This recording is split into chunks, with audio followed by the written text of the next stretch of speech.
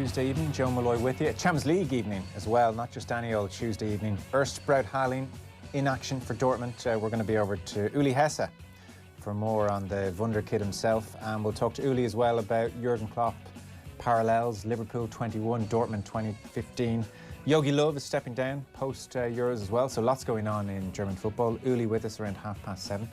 We have PE teacher Emer O'Neill and Fiona Stapleton of Women in Sport on a new study which looks into the reasons for teenage girls turning away from sport. That's on the way at 8 o'clock. Football show between 9 and 10. Dan McDonald with us, the Dundalk situation catching the eye at the moment. Plus, Louise Quinn, Irish international, with us as well. Louise in the midst of Champions League knockout first and second legs for Fiorentina against Man City. Second leg is on Thursday, so we'll chat to Louise about how it's all going. They did lose the first leg 3-0. City are pretty awesome. 53106, the text number. We are at Off the Ball on Twitter. Two of the greats with me for the Newsround. The great Richie McCormack, hello. Howdy, Joe. The also great Nathan Murphy, hello. Hey, Joe. It feels like there's a punchline coming there. There's not. So I tell you who else is great. 20-year-old Erling Braut Haaland. You know he's doing amazing things, and that's all going on, but you're not, checking the stats every 5 minutes. So I just had a quick check to see how he's following up last year. Last year being the year where he was at Salzburg and then Dortmund in the same season, where he played 40 games and scored 40 goals, age 19. Thank you very much. So how's he doing? How's the kind of second season syndrome going over there in the Bundesliga? He has played 33 matches, all competitions, and scored 35 goals. So Erling ain't just doing it in the Champions League. And the Champions League, by the way, he the first teenager, and this is in the Messi era, first teenager to score in 5 consecutive Champions League games. I wonder how many players full stop have scored in 5 Champions League games, but he has done that. And currently he has 18 Champions League goals in 13 Champions League games. Now, Harry Kane holds the record of quickest to hit 20 Champions League goals. It took him 24 matches. So in effect, Haaland has 11 games to score 2 goals to smash the record. I reckon he's going to be able to manage that. So when we're talking great, Nathan, your greatness, Richie's greatness, my greatness, some greatness is more equal than other greatnesses. Yeah, it sure is. And it's a long time, I think, since we've had a player like this come through at such a young age. I know there's the comparisons with Kylian Mbappe, but we often see quick, and I know Mbappe technically is very good as well. Haaland is just such a strange player to watch. I was watching Dortmund against Bayern at the weekend, and he gets 2 goals inside the first 7-8 minutes, and you don't really notice him for a period, and he just comes alive, and the strength that he has for that age, the awareness of being in the right position at the right time, the power he can get into his shots, and there's no sign of it letting up. There's no sign so far, as you say, second season syndrome, of teams figuring him out, of even the very best teams, even of Bayern Munich looking at him going, all right, first 10 minutes against Dortmund, let's keep Haaland quiet and let's just get through that. No, just absolutely rips them to shreds. So, like, where is his level? Like, where does this end when you have started this quickly? He's done everything right so far. He's made the right choices in terms of clubs. I wouldn't be surprised if he stays another season at Borussia Dortmund, and it would be the right thing to do. Yeah, I was having sorry to interrupt. Apologies. I know Skype and all that business is hard to interrupt. I was just having a look at that because I didn't know what the story was with his contract. So his contract expires in 2022, season after this summer. But there is a release clause of a measly 105 million. So, I mean, like, if the release clause was like 180 million, you still think some clubs would think about it. So, release clause of 105 million. Right now, 105 million for 20-year-old Haaland, release clause, you're guaranteed to get him. It's good business. It would seem, in so much as we can read into any reports, that currently head of the queue are Chelsea and Real Madrid, even though they're supposedly stuck for a bit of cash, they want to replace Benzema. So it seems Real Madrid, Chelsea, most eager to hand over that 105 million at the moment, Richie. So I don't know. Yeah. Chelsea would be in the prime position to do it because they've got an oligarch in charge of them with with bottomless pockets. So, like, from that point of view, I would put a club like Chelsea or a club like Manchester City at the head of the queue. But the problem is that nobody really has that kind of money to be splashing around at the moment, and nobody's really sure of where transfer fees are going to be in 2-3 years' time once coronavirus is out of the way and the market has resettled and a potential new Champions League format is introduced. which could have knock-on effects on transfers themselves. And Agnelli saying yesterday that one of his proposals, one of the ECA's proposals, was to ban transfers between Champions League clubs so that money would trickle down the football pyramid. But I don't think many people are actually in a position, as fanciful as it usually seems, to talk about these 150 million euro transfers. There aren't many that are in the position to actually go through with it this coming summer. As regards what his level is, it all depends on injuries and attitude. I mean, if he can keep a level head, and Nathan mentioned it there, I think staying at Dortmund for another season would probably do him a lot of good in terms of his attitude. It's injuries that are going to be the worry, because the player he reminds me most of is Ronaldo, Brazilian Ronaldo, given the way that he runs at defences, given the way that he's able to finish. And like Nathan says, he can go through little patches of a game where you don't really notice him, and next thing you know, you've got this explosion of an impact whereby he scored 2 goals before you even blink, and he's left a couple of defenders looking like absolute Mickeys.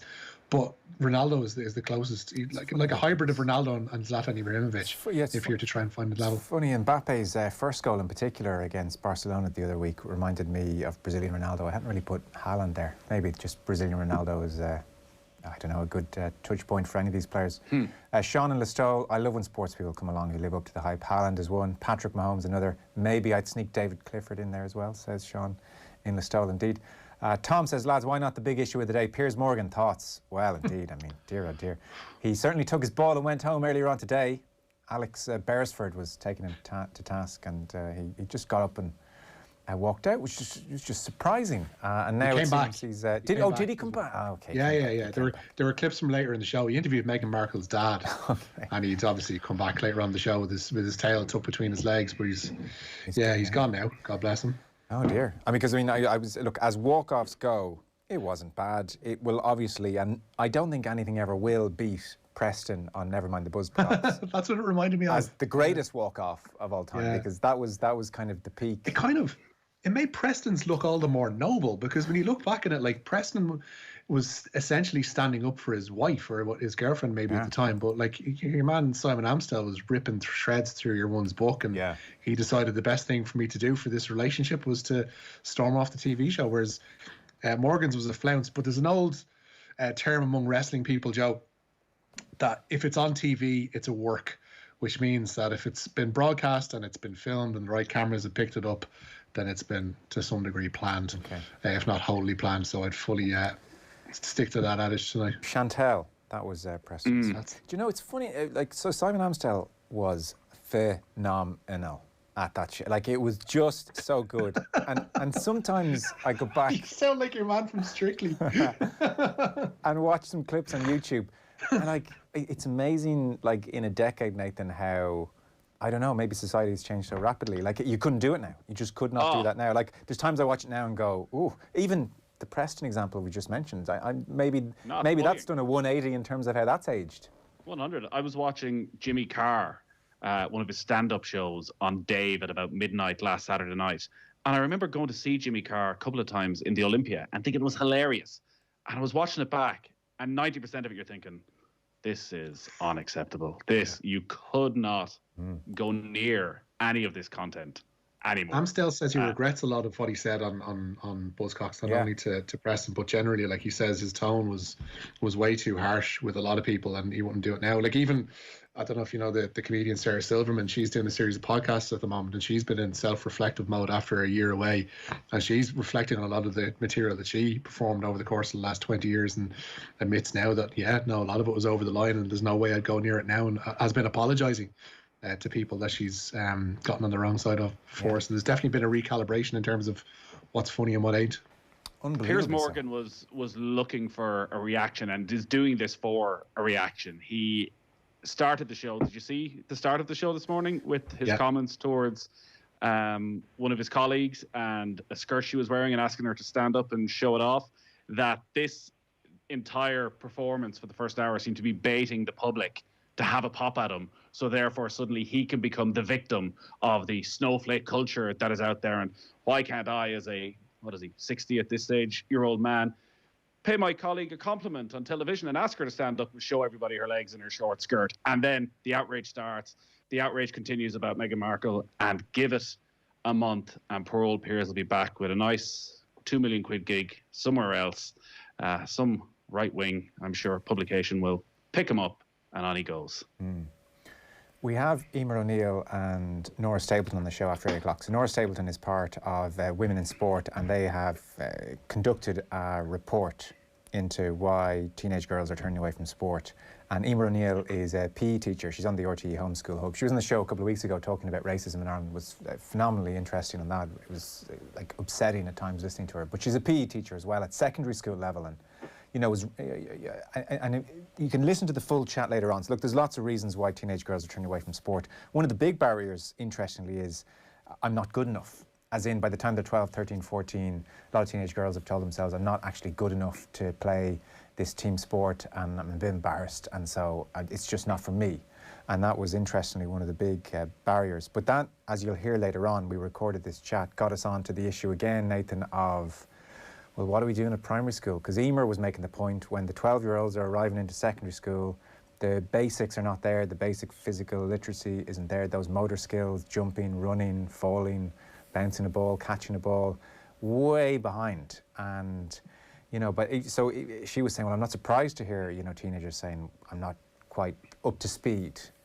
And so it brings us again back to what we're doing at national school, because obviously society has changed, and kids aren't just out playing unsupervised, climbing trees and developing all those motor skills unbeknownst to themselves anymore. And so therefore, when the state has all the children in their care for the daylight hours of the day, to not be doing at least 45 minutes or an hour of some kind of exercise every day seems crazy. And you know, I know you listened to that chat we had before, and I think someone in your world who's a PE teacher was making the point like, well, you know, look at the size of the curriculum, look at the facilities we have, it's just not possible.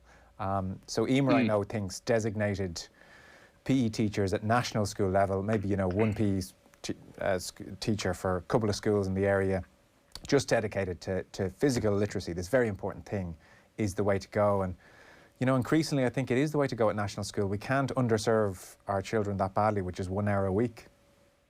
Yeah, and the stats are pretty startling when 7 out of 8 girls, when they get to 12 or 13, aren't hitting the recommended daily targets for physical activity. My wife's a primary school teacher, so I listened to the piece earlier on and was asking her for, well, what happens in her school, and her school would be a quite progressive school and would be very well-resourced school. And she said it is an hour on the curriculum, and the curriculum is so packed to try and find any space to get any more PE time in is almost impossible.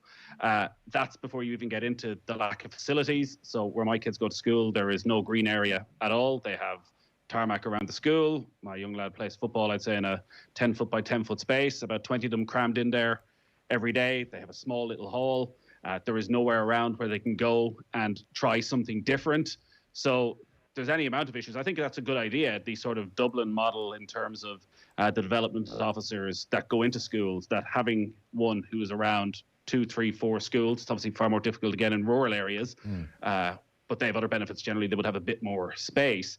But the problem is that the curriculum is set up in such a way that they would need to radically change it. They would need to put pressure on schools and open up the curriculum, take away something else. So something's got to give, because there's only a certain amount of hours in the week, and then provide probably a more modern curriculum for PE that isn't just based around sports. Because again, when time is of the essence, when facilities aren't there, it's probably a lot of the time, let's just get them outside. Yeah. And let's just get a little bit of exercise and get them moving is as much as we can hope for. And listen, I think everybody has a share of the responsibility in that. I would be shocked if there's many parents who go into a parent-teacher meeting and ask, is my child fit?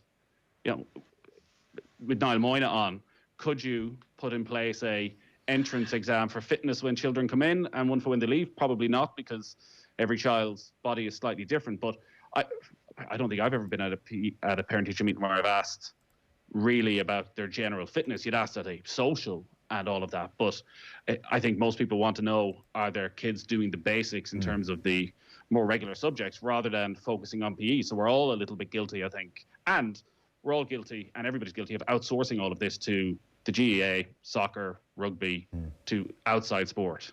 I'm a primary school teacher in Sligo, says Paul. 2.5 hours of religion per week, wild inefficiencies, plus the Croke Park hours have taken away all goodwill.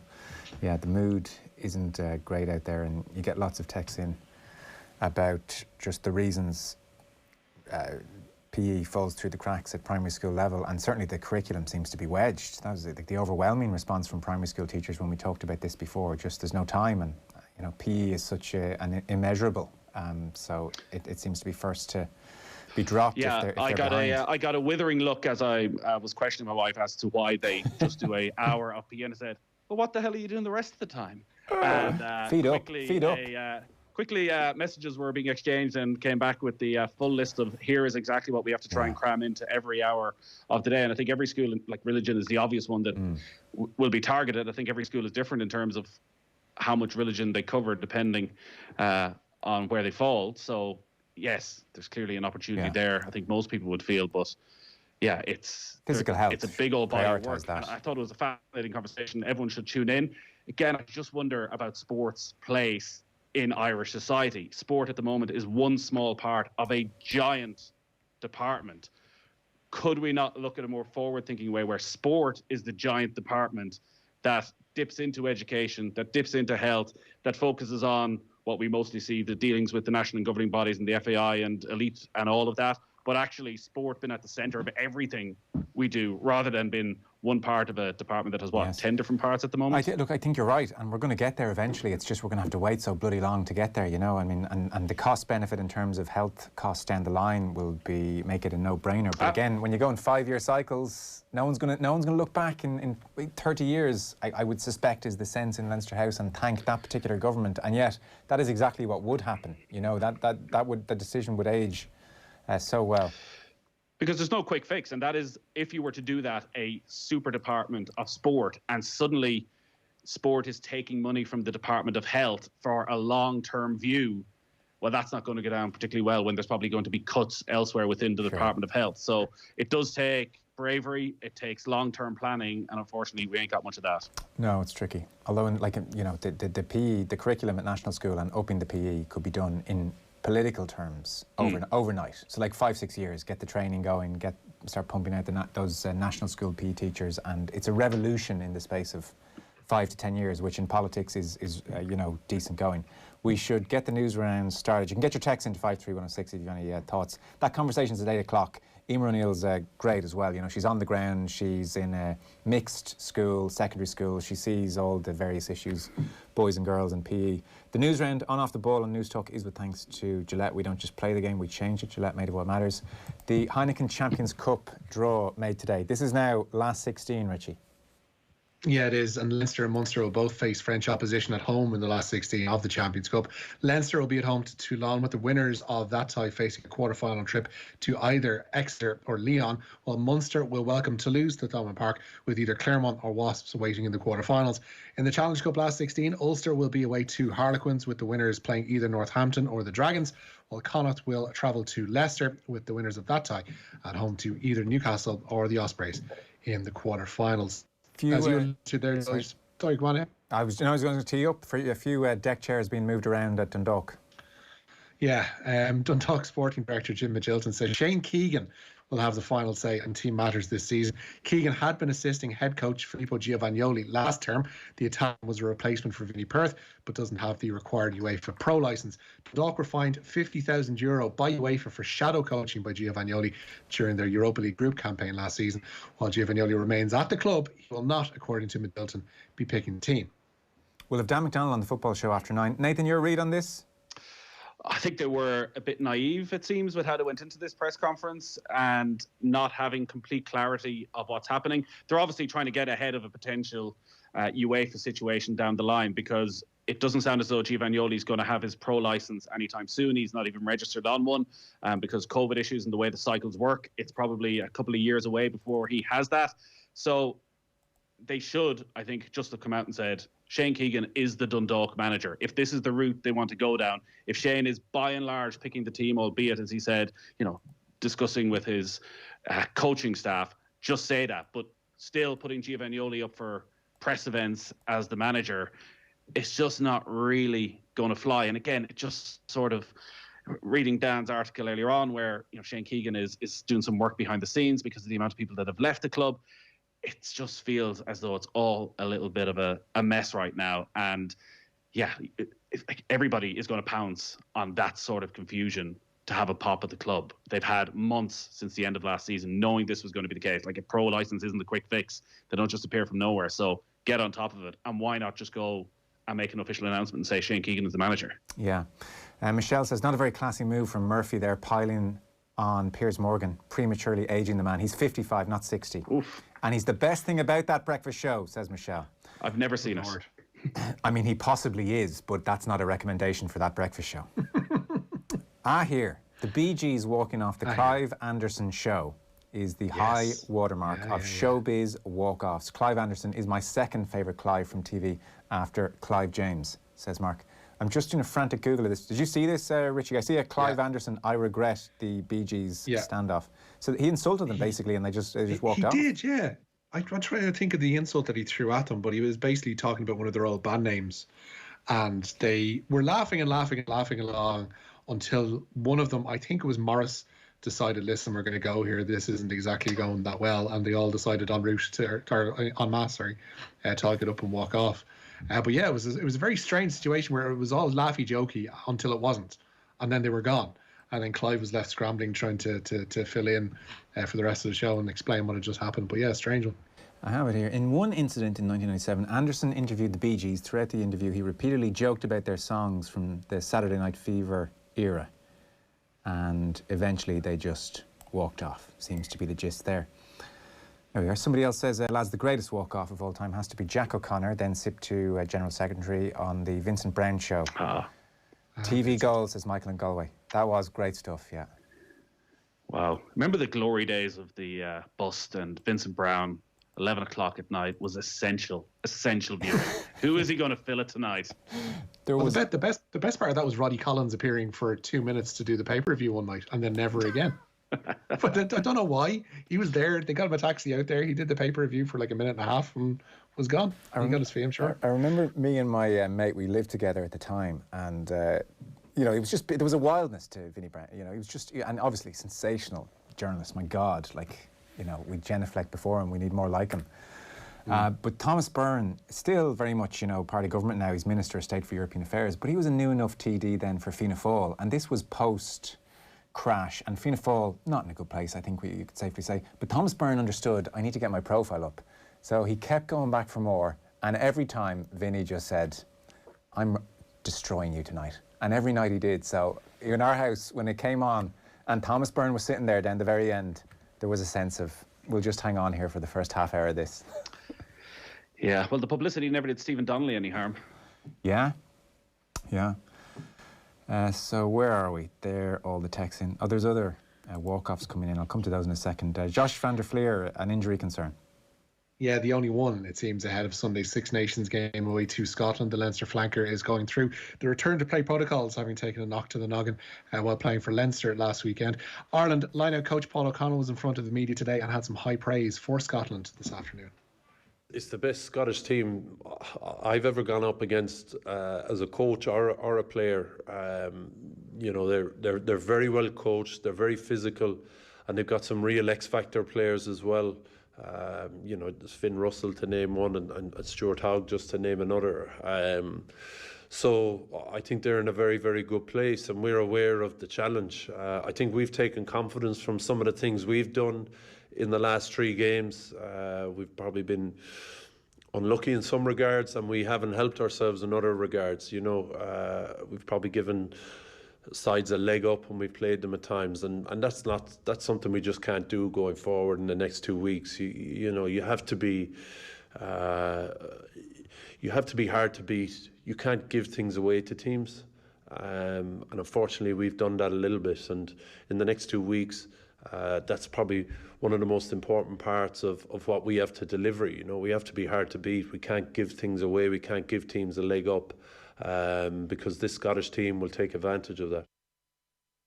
Paul O'Connell there. I suspect that full press conference is up on all the off-the-ball social channels if you want some more of Paul O'Connell. Wednesday Night Rugby coming your way tomorrow. We're going to check in with Niamh Briggs and Andy Nicholl to get the Scottish perspective, because Nathan Murrayfield, this Scotland team, potentially in the mood. This will not be easy, to say the least. I'll tell you, I feel so reassured listening to Paul O'Connell. There's just such a calmness and a serenity and a lack of panic and a confidence in how he answers that maybe it's because he's quite new and he doesn't feel fully responsible for everything that's gone on. And listen, everything he's been part of seems to have gone pretty well so far. They have tightened up the line out incredibly. But we could be talking about Paul O'Connell in a very different way if the next couple of weeks go badly for Ireland, because I think anybody listening to that will think, I know he wasn't sure about taking the job because he wanted to keep that sort of work-life balance, but he is the man in waiting, you would feel, listening to that. Oh, would you think so, yeah? Wouldn't be surprised if he wants it. Would he not have to be head coach somewhere else first, no? Did Andy Farrell? Well, I mean, Is that that's that's part of the point, perhaps, Yeah, well, who are the other contenders? Obviously, Stuart Lancaster and Leo Cullen. Your man over in La Rochelle is going to swan home and take it, isn't he? With Paulie staying on as his assistant. Well, exactly. Yeah. Dream team. Before I go any further, it is Mother's Day this Sunday. Mark your cards. All this week we're giving away a €300 Aldi voucher to celebrate Mother's Day, which is on this Sunday. €300 Aldi voucher every night, all with thanks to Aldi. They're making a donation to Bernardo's for every time you buy one of their Mother's Day cards, and they're hoping to raise 20 grand this year. So Aldi have 145 stores nationwide, everything you need to say thanks to your mother to be in with a chance of winning that €300 voucher this evening. Just tell us the mother who reached the Wimbledon final in 2018, less than a year after giving birth to her first child. So this mum reached the Wimbledon final in 2018, less than a year after giving birth to her first child. 53106 for 30 cents. We'll contact the winner after the show, all with thanks to Aldi. Treat your mum to something special this Mother's Day. Ronan McCarthy, Richie. Yeah, the Cork football manager has failed in his latest attempt to have a 12-week suspension overturned. McCarthy was found to have broken the ban on collective team training with a Youghal Beach gathering in January. The GAA Central Appeals Committee heard his case on Monday night, but turned him down. Well, Roberto Firmino is a major doubt for Liverpool's Champions League last 16 second leg. The Brazilian didn't train today as he's nursing a knee injury. But Ozan Kabak is set to return for the game in Budapest, having missed Sunday's Premier League defeat to Fulham. Meanwhile, Jurgen Klopp has distanced himself from the upcoming vacancy as Germany head coach. Jogi Löw today confirmed he'll be stepping down after this summer's European Championships. Löw led Die Mannschaft to the World Cup in 2014, having succeeded Jurgen Klinsmann back in 2006. But Klopp won't be the man to succeed Löw, it seems. If that's the question we want to ask, if I'm available for the job for the manager or coach of the German national team in the summer, no. Oh yeah, come on, Jogi Löw did an incredible job for so many years. I think it's the longest servant ever we had in Germany, if I'm right, but for sure one of the most successful, so did an incredible job really, and I understand that he wants to have this highlight for him as a European Championship, tries to squeeze everything out what he can in his tournament, and then somebody else will do the job, and I'm pretty sure with the amount of really good German managers in the moment that the German FA will find a good solution. Yeah, we'll be talking about that man and German football generally with Uli Hesse in just a moment. I have several texts in from people who clearly didn't catch the start of the show, and all of them are saying, what about Preston and never mind the Buzzcocks, which proves the point that it really was the greatest walk-off of all time. So there we are. Piers Morgan, farewell. Nathan Murphy, thank you. Cheers, Joe. Richie McCormack, thanks very much. I'm out of here. Uli Hesse on the way next. The Newsround on Off the Ball. With Gillette, we don't just play the game, we change it. Gillette, made